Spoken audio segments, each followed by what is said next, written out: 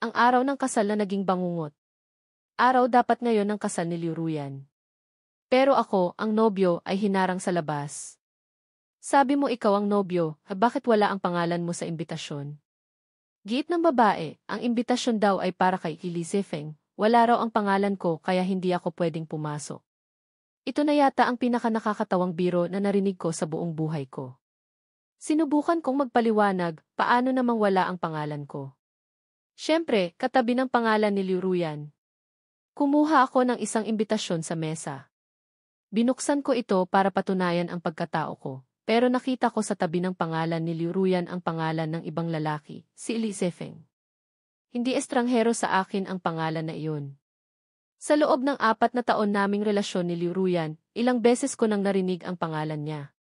Siya ang unang pag-ibig ni Liuruyan, ang kanyang White Moonlight na hindi malimutan. Kadalasan, nababanggit niya lang si Elizefeng kapag ako ang nagkakamali. Sa bibig ni Liuruyan, si Elizefeng ay palaging perpekto. Mga 2 linggo na ang nakalipas, habang naghahanda kami para sa kasal, bigla niyang sinabi na gusto niyang imbitahan si Elizefeng. Kahit hindi ako komportable, pumayag ako. Para sa akin, bahagi siya ng kabataan ni Liuruyan, kaya normal lang na hindi niya ito makalimutan.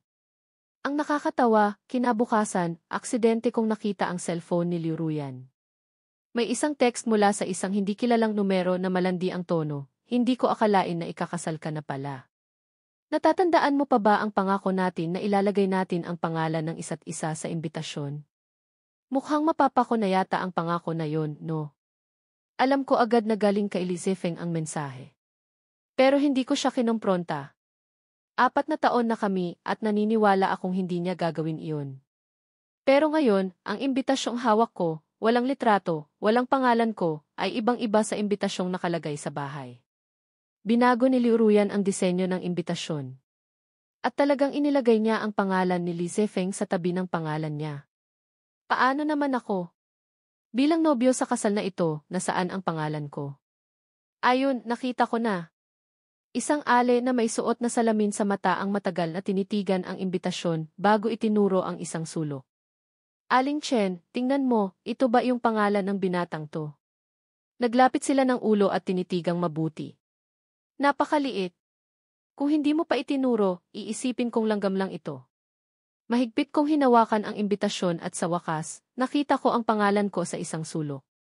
Ang mapanuyang tono ng ale ay nagpaalab ng galit sa puso ko. Pero pinilit kong manatiling kalmado. Wala siyang kasalanan dito. Ang dapat sisihin ay si Liuruyan. Pero ngayon, nasa loob siya ng dressing room at ako, hindi man lang makapasok sa pinto. Ulila ako, walang kamag-anak. Kaya lahat ng imbitado ay kamag-anak ni Liuruyan. Sa loob ng 4 na taon, ang mga magulang lang niya ang nakilala ko. Gusto ko sanang ipakita sa kanila ang usapan namin ni Liuruyan para patunayan ang sarili ko. Pero biglang umismid si Aling Chen. Ngayon, lahat alam na pwedeng pekin ang chat history. Akala mo ba sa amin mga matatandang hindi marunong mag-internet? Halos mapaos na ako sa kakapaliwanag, pero ayaw pa rin nila akong papasukin. Habang hindi ko na alam ang gagawin, nakita ko ang ina ni Liuruyan na nagmamadaling lumabas. Biglang nagliwanag ang mga mata ko. Kumaway ako at sumigaw, "Tita! Tulungan niyo po ako, ayaw po akong papasukin ng 2 ale na to." Akala ko lalapit agad siya para tulungan ako. Pero hindi ko inaasahan na tiningnan niya lang ako, kumunot ang noo, at tumalikod na para bang hindi niya ako kilala. "Ha. Tita raw, oh. Iho, wag kang basta-basta makikikamag-anak ha. Payo ko lang, maghanap ka ng matinong trabaho. Wag yung puro kaasa sa libreng pagkain." Inirapan ako ni Aling Chen at bumalik sa pag-asikaso sa ibang bisita. Hindi ko maintindihan kung bakit parang ibang tao ang ina ni Liuruyan. Tinawagan ko si Liuruyan. Pero ang sumagot ay hindi ang malambing niyang boses, kundi isang malamig na mechanical voice na block niya ako. Napatanga ako habang hawak ang cellphone. Sa araw ng kasal namin, na-block ako ng asawa ko. Ano to? Lahat ng text ko, walang sagot. Nakatayo ako sa labas ng hall. Lahat ng dumadaan ay nakaturo sa akin at nagbubulungan. Ang mga bulungan nila ay lalong nagpapainit ng ulo ko. At sa sandaling iyon, biglang nanlaki ang mga mata ng 2 ale. Mabilis silang tumayo. Ayan na pala ang nobyo. Ang gwapo. Nakangiti silang tinulak ako at sinalubong ang lalaking nasa likuran ko. Lumingon ako at nakita ko ang isang lalaking nakaputing suit na pinalilibutan ng mga tao. Nakangiti siya, maayos na maayos ang buhok at may bulaklak pa sa dibdib. Mas mukha siyang nobyo kaysa sa akin. Nakita ko na ang mukhang iyon sa mga high school pictures ni Liu Ruyan.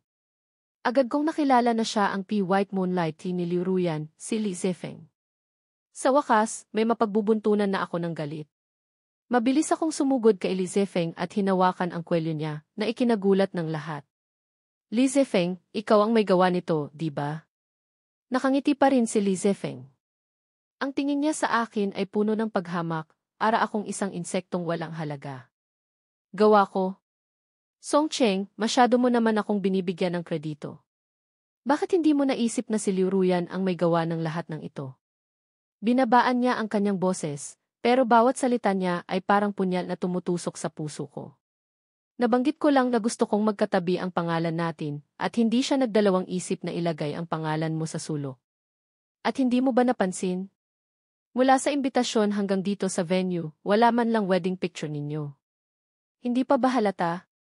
Ang kasal na ito, ginamit ka lang ni Liu Ruyan para makasal sa akin. Hinawakan ni Li Zifeng ang pulso ko at isa-isang tinanggal ang mga daliri ko habang nakatulala ako sa gulat. Alam mo, Song Cheng, wala ka talagang kwenta. 4 na taon na kayo, pero hindi pa rin niya ako makalimutan. Kung ako sa'yo, hahanap na lang ako ng lubid at bibigtiin ang sarili ko. Hindi pa rin niya ako makalimutan. Ano nang silbi ng 4 na taon namin? Maingay ang paligid, pero ang nasa isip ko lang ay ang mga alaala namin ni Liu Ruyan sa loob ng 4 na taon. Natulala ako. Narinig ko ang tanong ng isang bisita, Jing Aili, kilala mo ba yan? Parang baliw, sabi niya siya raw ang nobyo. Sumagot si Li Zifeng nang nakangiti, siguro isa lang siyang pulubi na may sira sa ulo. Pagkasabi niyon, pumasok na siya sa loob. Sinubukan ko siyang sundan pero hinarang ako. Ang mga ali ay gumawa ng pader gamit ang kanilang mga katawan. Tiningnan nila ako mula ulo hanggang paa ng may pandidiri. Akala ko kung sino, pulubi lang pala na may sira sa ulo. Isang pulubi na nakadamit ng ganito kaganda? Baka ninakaw lang yan. Baka nga sa atin paninakaw yan. Ang boses nila ay matinis at mapanukso, habang tinatakpan pa ang kanilang mga ilong na parabang may naamoy silang mabaho. Kinuyom ko ang aking mga kamao at inulit, ako talaga ang nobyo. Kung ayaw ninyong maniwala, may picture kami ni Liu Ruyan. Kinuha ko ang cellphone para ipakita ang litrato, pero bigla itong inagaw ng isang ale na nakapulang damit. Naku! Ngayon pala, pati pulubi, ang ganda na ng cellphone. Nag-iba na talaga ang panahon. Itatago na sana niya ang cellphone sa loob ng damit niya. Ibalik mo sa akin, sumugod ako para bawiin ito. Pero bago ko pa man mahawakan ang cellphone, bigla siyang sumigaw ng pagkalakas-lakas, tuloong. Minamanyak ako ng pulubi na to. Ang sigaw niya ay nakuha ang atensyon ng mga tiyong naninigarilyo sa labas. Lumapit sila sa amin. Anong nangyayari dito? Tanong ng isa.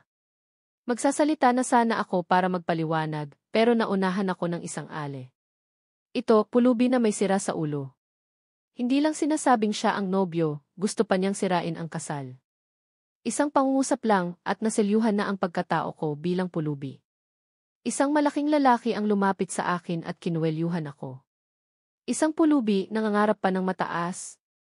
Hoy, sa tingin ko mas bagay sa iyo ang damit na to. Nga, no. Sakin din, sagot ng kasama niya. Hindi nila ako binigyan ng pagkakataong magsalita. Bago pa ako makagalaw, sinimulan na nilang hubarin ang suit ko. Sinipa ko siya sa binti. Habang napasigaw siya sa sakit, umatras ako. Anong ginagawa niyo? Sa harap ng maraming tao, magnanakaw kayo. Hindi ito pagnanakaw kung sa isang pulubing tulad mo. Kinukuha lang namin ang hindi sayo.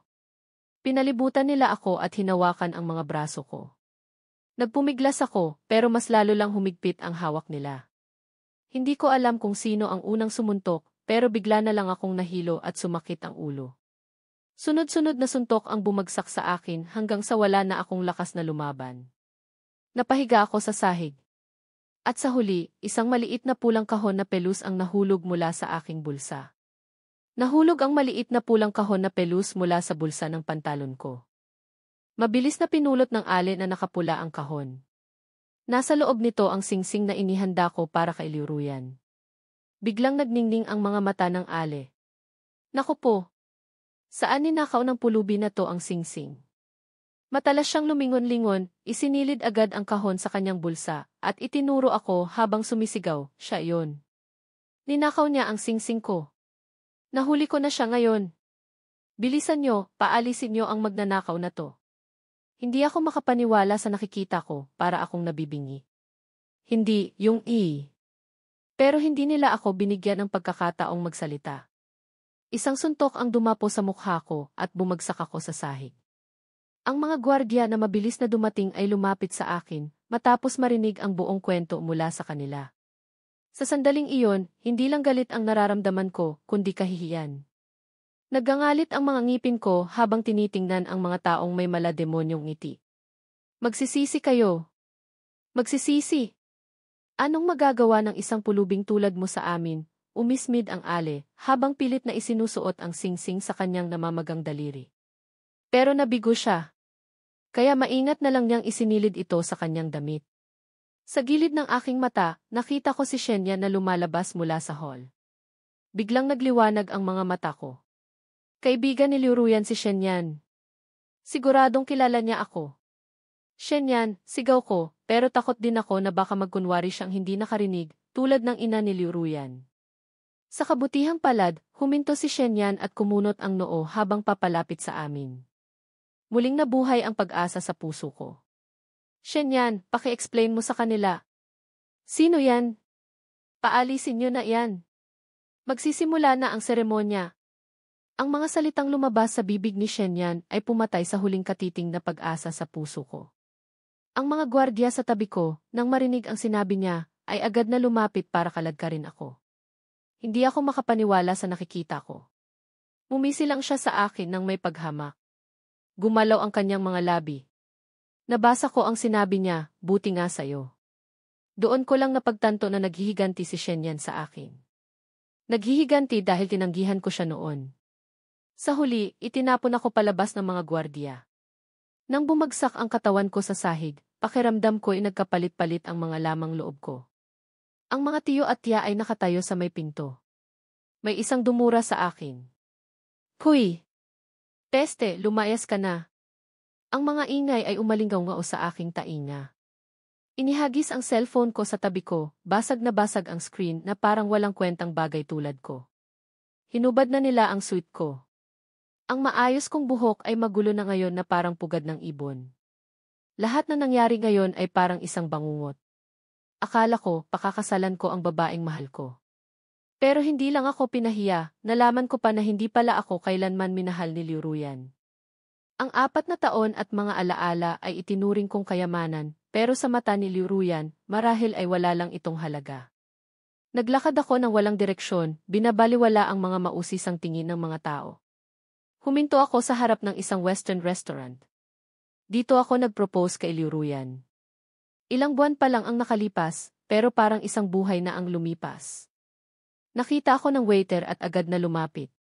Sir Song, anong nangyari sa inyo? Di ba't kasal niyo po ngayon? Mapait akong umiti at kumaway sa kanya. Binili ko ang lugar na ito kalahating taon na ang nakalipas dahil gusto ito ni Liruyan. Lihim akong naging may-ari, plano kong ibigay ito sa kanya bilang regalo sa kasal. Pero ngayon, mukhang hindi na niya ito makukuha. Magsasalita na sana ako nang biglang tumunog ang cellphone ko. Si Liruyan ang tumatawag.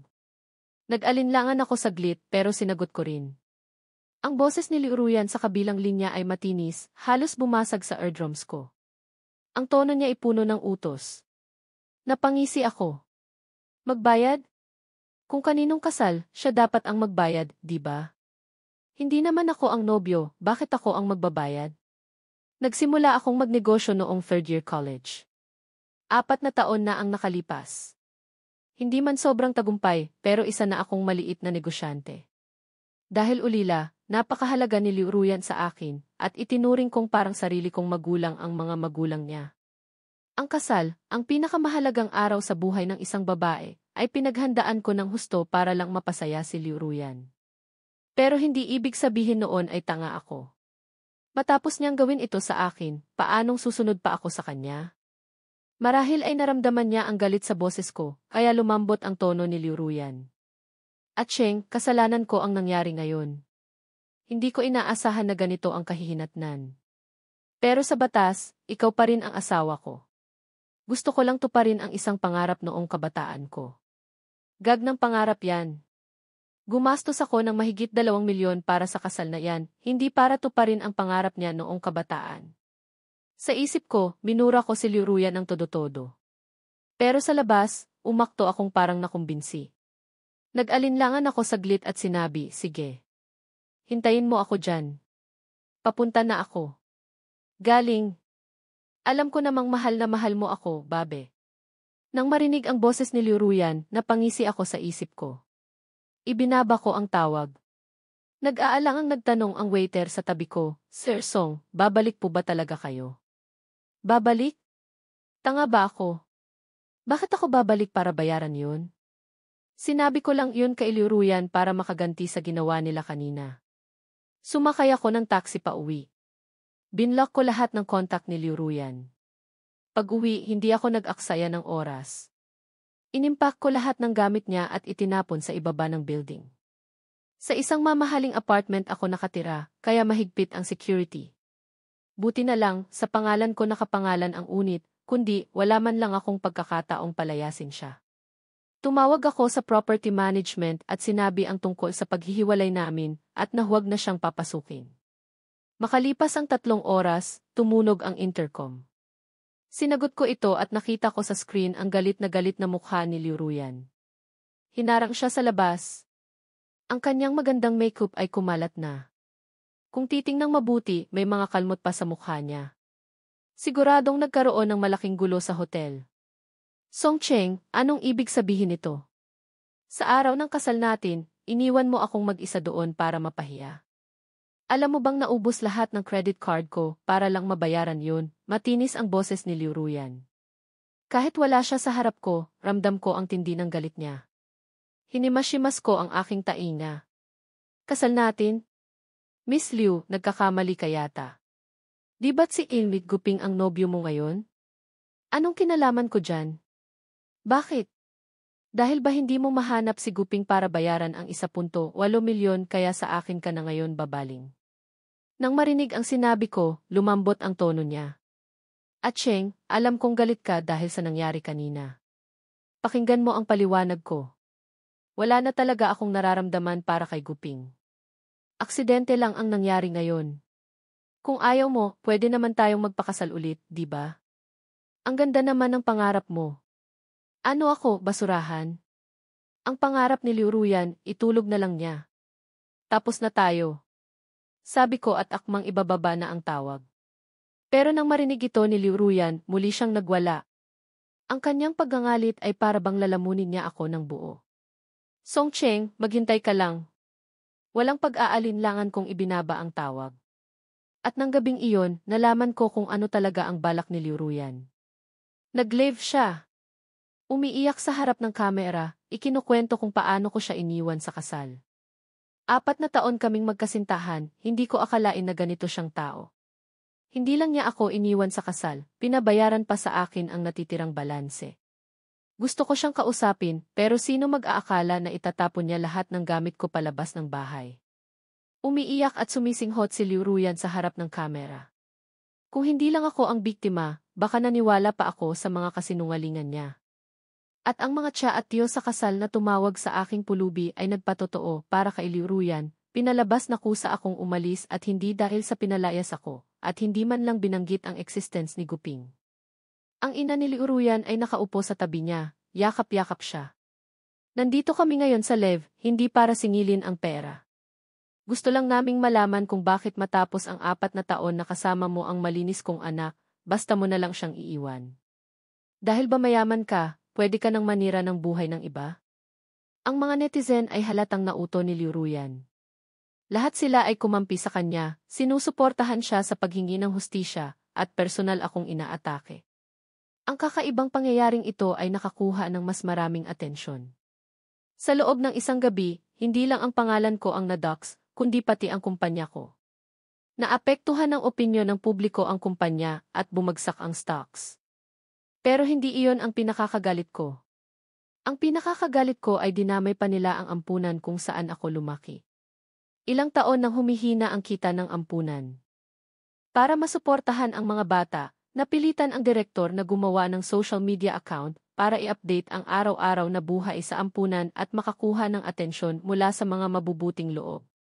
Nang magtagumpay ako sa negosyo, taon-taon akong nagdo-donate sa ampunan. Pero ngayon, ang comment section ng mga video ng ampunan ay puno ng mga netizen. Walang pakundangan nilang minumura ang direktor.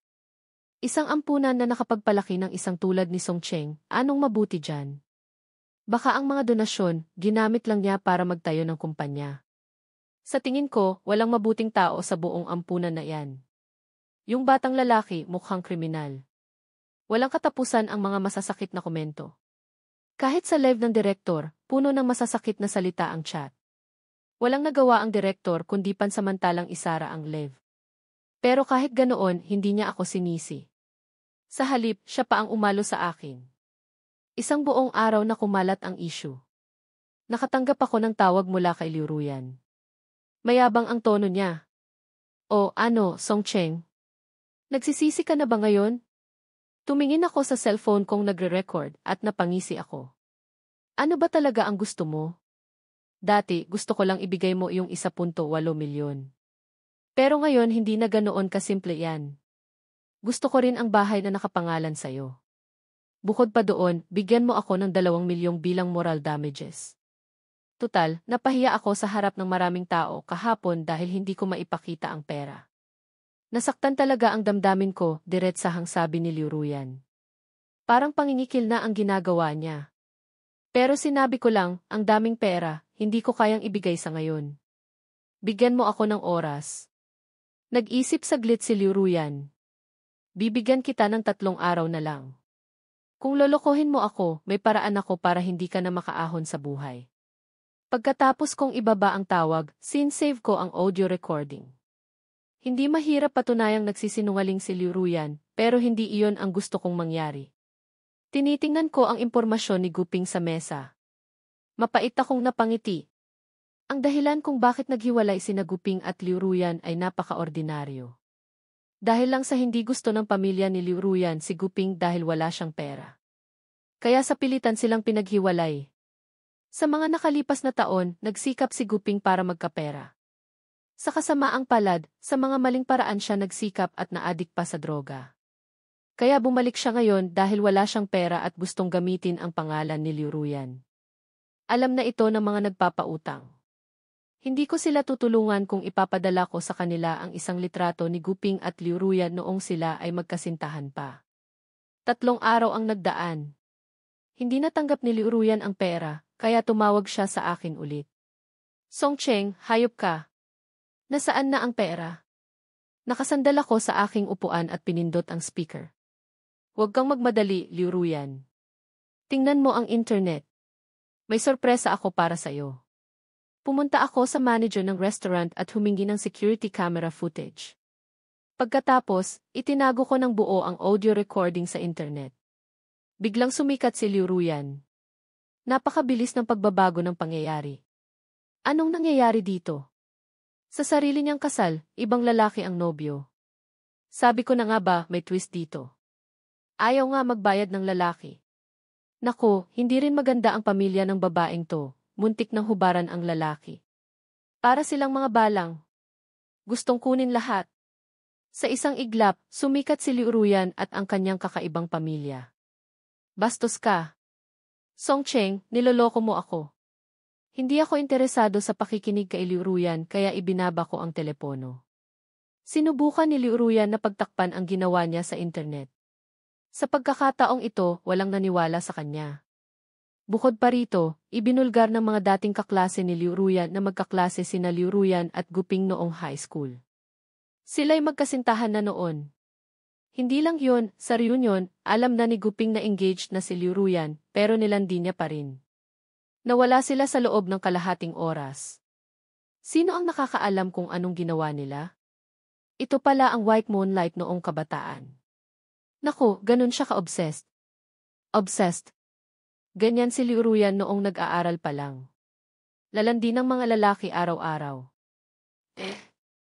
Maraming lalaki sa school ang niloko niya noon. Hindi siya mabubuhay kung walang lalaki. Pumasobra ang mga pagbubunyag sa internet. Maraming nagsasabing pornograpiko na ito. Sino ang nakakaalam kung totoo o hindi? Hindi ko na pinansin ang mga sinasabi sa internet. Nagtrabaho ako ng mabuti hanggang sa uwian. Pagkalabas ko ng kumpanya, may lumapit sa akin. Tinignan ko siya at nakita kong si Liu Ruyan pala ito. May suot siyang sombrero at face mask, tinatakpan ang kanyang sarili. Pagkatapos ng lahat, isa na siyang malaking personalidad sa internet. Ang mga mata niya ay hindi maitago ang galit at pagkamuhi sa akin. Song Cheng, paano mo to nagawa sa akin? Tanong ni Liu Ruyan sa isang mahinang boses. Nakakatawa. Pinapayagan niya ang kanyang sarili na gawin ang anumang gusto niya, pero ayaw niyang may gumawa sa kanya. Huminto ako at tinignan siya. Bakit hindi ko pwedeng gawin sa'yo to, Liu Ruyan? Noong nagsisinungaling ka, inisip mo ba ang nararamdaman ko? Noong binibigkas ninyo ni Guping ang inyong mga pangako sa harap ng saksi, naisip mo ba ang nararamdaman ko? Bakit ko kailangan mag-alala tungkol sa iyong nararamdaman? Hindi makasagot si Liu Ruyan. Pero humahawak pa rin siya sa lailayan ng aking damit. Pula ang kanyang mga mata. Yan ang utang mo sa akin. Dahil boyfriend mo ako, dapat kang magpasensya sa akin. Hindi pa tapos si Liu Ruyan nang biglang huminto ang isang van. 3 lalaki ang bumaba at kinuha si Liu Ruyan. Nagulat kami ni Liu Ruyan. Anong ginagawa ninyo? Sino kayo? Bitawan ninyo ako, sumisigaw si Liu Ruyan. Tumingin sa amin ang mga dumadaan. Nagsorry ang lalaki sa mga dumadaan. Pasensya na kayo. Kapatid ko siya. May diferensya sa utak. Tumakas siya mula sa bahay kanina. Inuwi ko lang siya. May diferensya sa utak. Hindi kita kilala. Bitawan ninyo ako. Sumisigaw at nagpupumigla si Liu Ruyan, pero mas malakas ang mga lalaki. Sa huli, nanghihina na si Liu Ruyan. Tumingin siya sa akin at nakiusap. Acheng, tulungan mo ako. Tumingin sa akin ang 3 lalaki. Hinimas ko ang aking ilong. Hindi ko siya kilala. Marahil isa lang siyang pulubi na may diferensya sa utak. Pagkasakay ni Liu Ruyan sa sasakyan, puno ng pag-asa ang kanyang mga mata. Nawala si Liu Ruyan. Bilang ang huling taong nakakita sa kanya, inimbestigahan ako ng pulisya. Ikinuwento ko ang lahat ng nangyari. Tungkol sa kung bakit hindi ko siya tinulungan, sinabi ko sa kanila na may 3 lalaki, 4 na kung isasama ang driver. Kahit gusto kong tulungan siya, kailangan kong protektahan ang aking sarili. Walang nagawa ang pulis. Binigyan ko sila ng plaka ng sasakyan at mga litrato. Matapos akong sermunan, pinalaya nila ako. Pagkalabas ko ng istasyon ng pulis, nakita ko ang mga magulang ni Liu Ruyan. Mukhang tumanda na sila. Walang buhay ang kanilang mga mata. Magkahawak ang kanilang mga kamay. Nang marinig nila ang mga yabag, tumingin silang dalawa sa akin. Nang makita nila ako, tumayo agad ang ina ni Liu Ruyan at tumakbo sa akin. Susuntukin niya sana ako pero pinigilan siya ng pulis. Hayop ka. Kung hindi dahil sa'yo, hindi sana nangyari to sa anak ko. Bakit hindi mo siya tinulungan? Sumisigaw ang ina ni Liu Ruyan habang lumuluha. Tumayo lang ako at tinignan siya sa isang malamig na tingin. Bakit hindi niyo ako tinulungan? Natigilan siya, pagkatapos ay napaupo siya sa sahig at umiyak ng malakas. Nilampasan ko siya at lumabas. Hindi ako lumingon. Hindi ako nagdalawang isip. Sa huli, natagpuan ng pulis si Liu Ruyan. Sa loob ng ilang araw, para siyang pinahirapan. Hindi lang namayat ang kanyang pisngi, walang buhay rin ang kanyang mga mata. Nalaman din ng pulis na si Guping ang nag-reveal sa mga nagpapautang sa kinaroroonan ni Liu Ruyan. Kaya dinukot siya. Nahanap nila si Guping na nakahiga sa sahig at naliligo sa sarili niyang dugo. Walang dalawang daliri niya. Kinuha rin ang bato niya. Ang pinakamahalaga, pinahirapan rin ang kanyang pagkalalaki. Binista ko sila sa ospital. Agad na tumulo ang laway ni Liu Ruyan nang makita niya ako. Sabi ng doktor, naging tanga siya dahil sa sobrang pang-aabuso. Tungkol kay Guping, kailangan niya pang gumamit ng colostomy bag sa buong buhay niya. Pagkatapos, bumalik ako sa ampunan. Masaya ang direktor at ang mga bata na makita ako. Sa kabutihang palad, hindi naapektuhan ang mga bata sa ampunan.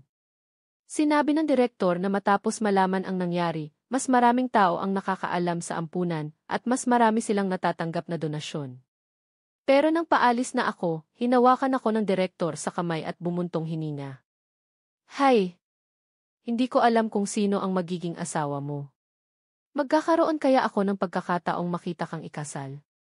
Hindi ko matiis ang paninermo ng direktor, kaya humingi na lang ako ng dahilan para umalis. Marahil totoo nga ang sinabi ng direktor. Noong taglagas na iyon, nakilala ko ang babae na bumihag ng puso ko. Siya ang may-ari ng kumpanya na karibal ng akin. Kahit na magkaribal kami, hindi ko pa rin maiwasan na humanga sa kanyang kumpiyansa at ganda. Sinimulan ko siyang ligawan. Sa huli, nakuha ko ang kanyang puso makalipas ang 2 buwan. Iba siya kay Liuruyan. Hindi siya umaasa sa akin. Siya ay malaya at matapang. Napagpasyahan naming i-celebrate ang New Year. Gayunpaman, pagkalabas ko sa Western Restaurant, nakita ko ang 2 pamilyar na figura sa kalye. May dalang bag si Guping at may hawak na lubid. Nakatali kay Liuruyan ang dulo ng lubid. Nabalitaan kong dahil sa walang gustong pakasalan si Liuruyan, pinilit ng kanyang mga magulang na pakasalan siya kay Guping. Ngayon, mapapansin na ang pagkamuhi at awa sa mukha ni Guping. Anong tinitignan mo? Malamig ba? Hinubad ko ang aking coat at isinuot ito sa kanya. Pagkatapos, hinawakan ko ang kanyang kamay.